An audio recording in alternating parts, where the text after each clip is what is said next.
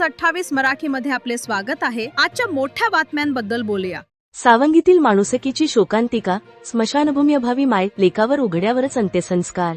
नागपूर जिल्ह्यातील सावनेर तालुक्यातील सावंगी गावात प्रशासकीय उदासीनतेचे अत्यंत सुन्न करणारे वास्तव समोर आले आहे।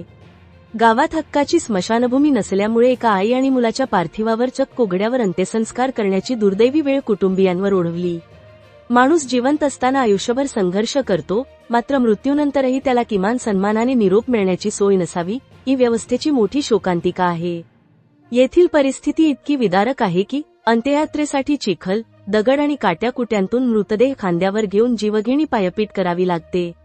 ज्यावेळी डोळ्यांत अश्रू आणि मनात दुःखाचा डोंगर असतो, अशावेळी रस्ता शोधावा लागणे ही माणुसकीला काळिमा फासणारी घटना आहे।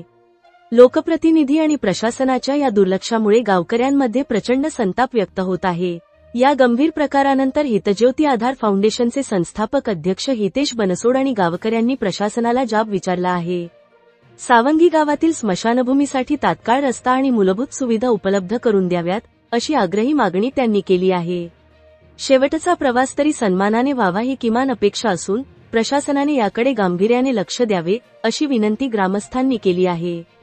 सावनेर तहसील रिपोर्टर सूर्यकांत तळखंडेची रिपोर्ट।